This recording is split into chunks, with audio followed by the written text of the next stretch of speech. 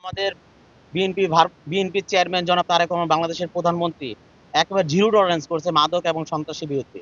আমি এই আমাদের মিরপুর এলাকায় মাজার এখানে নিত্য নতুন একেবারে প্রতিদিনই মাদক দ্রব্য বেচা কেনা হচ্ছে, এবং এটা প্রশাসনও জানে, ডিসি অফিসে জানে, এখন সবাই জানে, আইন শৃঙ্খলা রক্ষাকারী সবাই জানে। এর আগে যখন আমি একবার গিয়েছিলাম তখন থানাকে অবগত করে গিয়েছিলাম। থানার পরে আমি ধরার পর, অনেক মাদক ধরার পর পুলিশ একেবারে লাস্টে এসেছে। আজকে যাওয়ার সময় আমি, এর আগেও প্রশাসনকে বলা হয়েছিল যে, উনি আমাকে রিকোয়েস্ট করছে, ভাই বৃহস্পতিবার আপনি একটু সময় দেন, একটু মাজারে মাজারে যাব। তা আমি স্থানীয় শাহালি থানার ওসিকে আমি জানিয়েছিলাম যে 7টা বাজে আমি যাব। আপনারাও জানেন যে 7টা বাজে আমাদের এখানে এই যারা মাদক বেচছে এবং যারা কিনছে তাদেরকে ওইখানে গিয়ে প্রশাসনের হাতে হ্যান্ড ওভার করা হবে। প্রশাসনকে জানিয়ে কিন্তু গিয়েছিলাম। যাওয়ার পর দেখা যায় যে হাজার হাজার মাদক ব্যবসায়ী এবং মাদক যারা সেবন করে তারা, কোনো প্রশাসন নাই। আমি প্রায় 3 কেজি, প্রায় 4 কেজির মতো, হ্যাঁ আপনারা দেখেছেন যে এখানে গাঁজা সহ অনেক সরঞ্জাম সহ আমি এখানে আহ, আপনাদের সামনে দেখিয়েছি, এবং এখানে অনেক টাকাও আছে। তো এগুলি যখন প্রশাসন এখানে আসে নাই, তো এইগুলি এই জিনিসগুলো আমি কাকে হ্যান্ড ওভার করবো? এগুলি তো ফেলে ফেলে রাখা জিনিস না।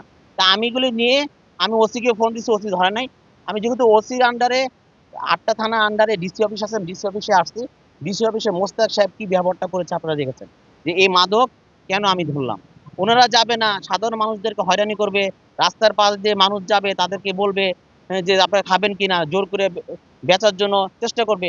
এই ধরনের পদক্ষেপ কিন্তু ওনারা আগের থেকে জানে, আজকে নতুন না। আপনারা কালকে যান, 2 দিন পরে যান, দেখবেন যে একই একই সিস্টেম। তো এগুলি যদি প্রশাসন না দেখে তাহলে দেখবে কে?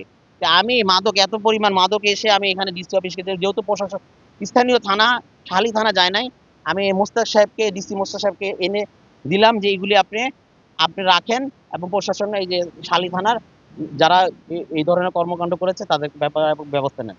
উনি কিভাবে ক্ষিপ্ত হয়ে গেল যে এখানে এখানে এখানে আনছেন কেন? এখন মাদক দ্রব্য যেহেতু আপনারা আনছেন, আপনাদের ব্যাপারে মামলা দেওয়া হবে, এটা কোনো কথা? এখানে সাধারণ মানুষজন ওনারা যায় না, সাধারণ মানুষজন হয়রানি হয়। তো এখানে উনি যখন এই ধরনের কথা করছে, তো এই মাদক নিয়ে আমি এখন কোথায় যাবো? এত পরিমাণ মাদক নিয়ে কোথায় যাবো? প্রশাসন আসে না। তারপর উনি ওনার দায়িত্ব, আমি মনে করি উনি যে দায়িত্বে আছেন, দায়িত্ব পুরোপুরি তিনি অবহেলা করেছেন। আর এই ধরনের বিহেভ উনি আমাদের সাথে করেছেন, যে এই মাদক উনি রাখতে পারবেন না। এই মাদক নিয়ে আমি কোথায় যাবো এখন? মাদক এখন কি করা হবে না, এখন এই মাদক দ্রব্যের জন্য ওখানে দিলাম। যে উনি বলছে যে ভাই যেহেতু মাদক আপনি আনছেন, আপনাকে গ্রেপ্তার করা হবে, এটা কোনো কথা? আ- আমি জানি না উনি কিভাবে ডিসি হয়েছে, কোথা থেকে আসছে আমি জানি না। ওই ধরনের বিয়ে আপনার এতগুলি লোকের মাঝে, সাধারণ মানুষজনকে এতগুলি লোকের মাঝে যে বিহেভটা উনি করলো, যে এই মাদক দ্রব্য এখন আপনাদের সাথে যারা আছে আপনাদেরকে এখন গ্রেপ্তার করা হবে। তাহলে এতে তাহলে কি ওপেন করে দিছে? মাদক ব্যবসা যারা করবে, যারা সেবন করবে, তারা ওপেন ওপেন সিক্রেটে চলাফেরা করবে। মিরপুর এরকম মাদক সম্রাট এবং সন্ত্রাসী কর্মকাণ্ড ওনারা প্রশ্রয় দিতেছে। আমার প্রশ্ন এটা, তাহলে এগুলি নিয়ে কি করবো আমরা? সাধারণ মানুষ কি করবে?